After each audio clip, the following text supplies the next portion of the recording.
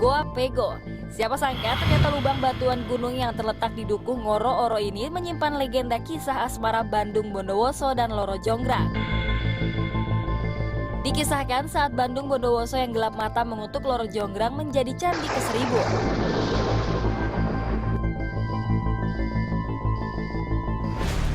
Ternyata dalam hatinya terdapat penyesalan yang begitu dalam. Rasa cintanya pada Loro Jonggrang sepertinya tidak akan tergantikan oleh sosok perempuan manapun. Ibarat hidup segan mati tak mau.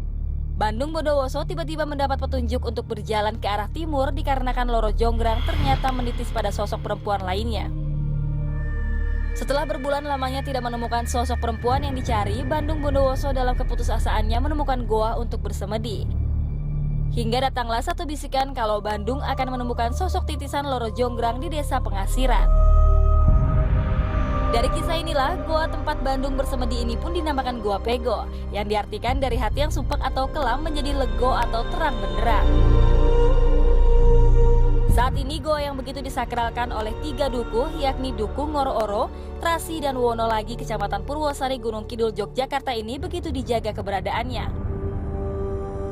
Hingga ritual bagi penduduk yang akan menikah pun diwajibkan untuk membasuh muka, kaki, dan tangan di goa ini setelah melakukan ijab kabul.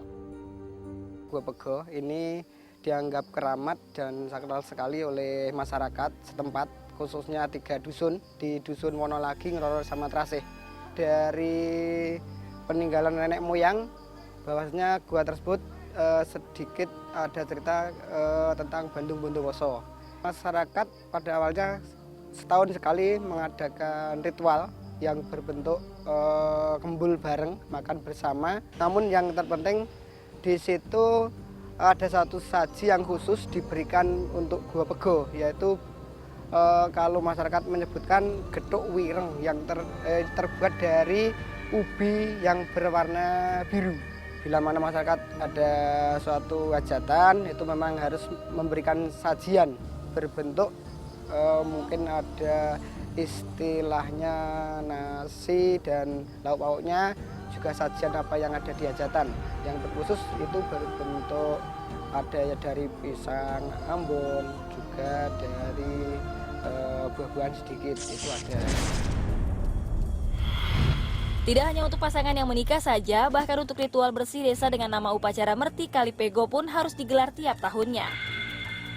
Jika saja hal ini diabaikan atau ada sesaji yang kurang, serangan warga yang kerasukan secara brutal akan terjadi. Sering sekali terjadi bila mana masyarakat lupa memberikan sajian di situ. Biasanya dari tempat hajatan, masyarakat yang ikut di situ ada yang kesurupan, memberikan peringatan kepada warga di situ. Biasanya ada yang lupa memberikan sajian.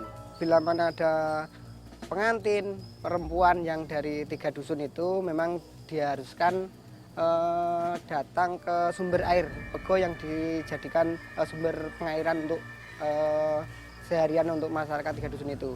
Yang dilakukan adalah mencuci muka, mencuci kedua tangan dan kaki. Cukup seperti itu bagi kedua mempelai, baik perempuan maupun yang laki-laki. Cerita dari nenek moyang, bila mana pengantin perempuan melakukan cuci muka, cuci tangan di Goa Pego, biasanya pertama awet muda dan tetap diberikan kelanggengan untuk rumah tangganya.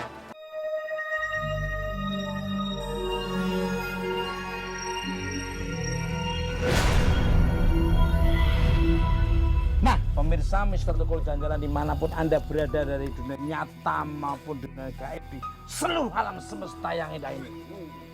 Saya bersama Risa Saraswati. Dan sekarang saya berada di lokasi Goa Pego, Dusun Ngoro-Oro, Desa Giri Asih, Purwosari, Gunung Kidul, Yogyakarta.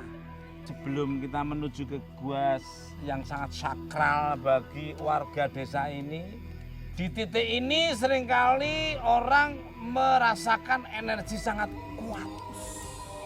Apa yang Mbak Risa rasakan ini, melihat dari pohonnya kayaknya sudah ratusan juta. Begitu masuk ke sini, terus memang energi di sini kuat. Wah, angin datang. Seperti biasa Mas, kalau udah ada pohon besar biasanya itu seperti ada apa yang jaga untuk masuk ke tempat berikutnya gitu. Tempat berikutnya gitu. Ada yang teriak. Ada yang teriak. Untuk menuju ke satu tempat yang lebih sakral itu biasanya dari dulunya itu memang seperti ini Mas, kayak dikasih simbol gitu oleh yang datang ke sini, simbol bahwa di sini ada sebuah tempat dan di mana simbol itu juga selain tidak hanya ditanam pohon tapi ditanam juga atau disuruh juga ada penjaga di sini gitu. Tapi yang saya rasain sih Mas dari tempat ini positif sih rasanya. Alhamdulillah. Ya. Walaupun memang dari tadi kedengaran suara-suara, tapi saya yakin sih ini menyambut kita, Mas. Ini kayaknya kita menuju kemana? Sebelah sana. Nah, pemirsa, Mr. Tukul jalan-jalan dimanapun Anda berada dari dunia nyata maupun dunia seluruh semesta yang lain. Mbak Risa ingin mengarah menuju ke sana. Seperti apa energinya? Ikuti terus. Mr. Tukul jalan-jalan.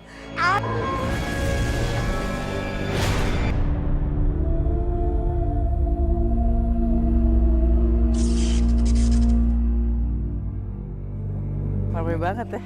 Rame banget pemirsa, Mr. Tukul jalan-jalan sepertinya sambutannya tuh sangat luar biasa sekali karena banyak anjing-anjing yang melolong. Udah itu berarti Iya kan ada. kalau ada sesuatu bisa ada pertanda, Ya. ada suara anjing itu.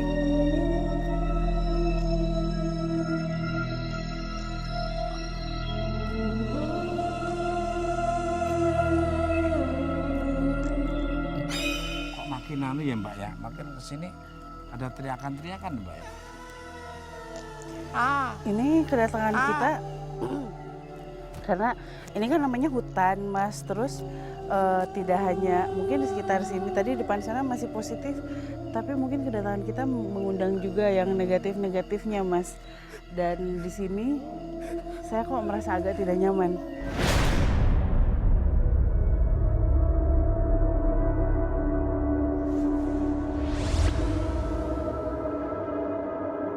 Waduh, wow, merinding ini. Nah pemirsa, Mr. Tukul jalan-jalan dimanapun Anda berada dari dunia nyata maupun dunia kayak di seluruh alam semesta yang indah ini. Saya sudah sama Mbak Risa sudah masuk ke sini dan auranya sangat luar biasa sekali nih. Dan kita sudah mendekati guanya dan energi apa yang terasa di sekitar sini nih Mbak Rida. Saya ngerasa ini campur aduk, Mas. Antara positifnya kuat, tapi yang negatifnya juga sekarang jadi banyak juga di sekitar kita. Tadi kan sempat di awal saya pas begitu datang ngerasa ini enak, positif. Tapi begitu masuk kok. Selamat malam Pak. Malam Pak. Menurut dari kepercayaan bagi warga desa yang menikah harus melakukan ritual di gua ini kenapa Pak? Monggo Pak. Dulu ceritanya ini kan ada hubungannya dengan Bantung Bondowoso. Ya, putus cinta dengan Roro Jonggrang. Waktu itu karena harus dengan perjanjian membuat 1000 candi saat itu, akhirnya tidak mampu sampai pagi hanya 999.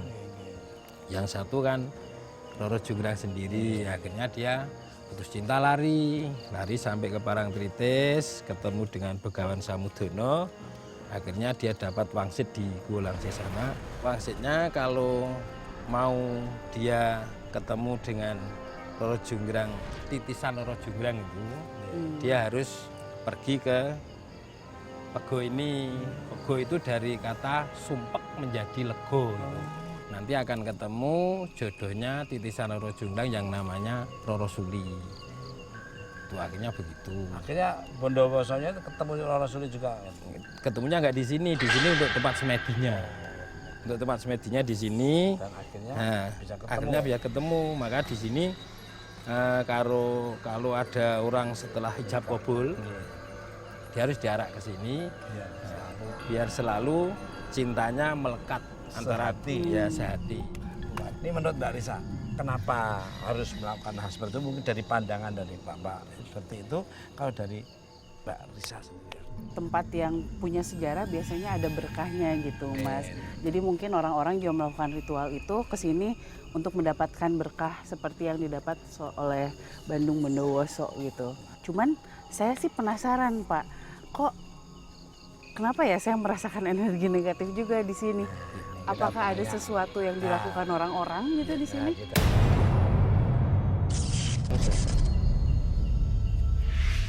Jangan memfitnah orang-orang yang ada di sini. Saya bukan memfitnah.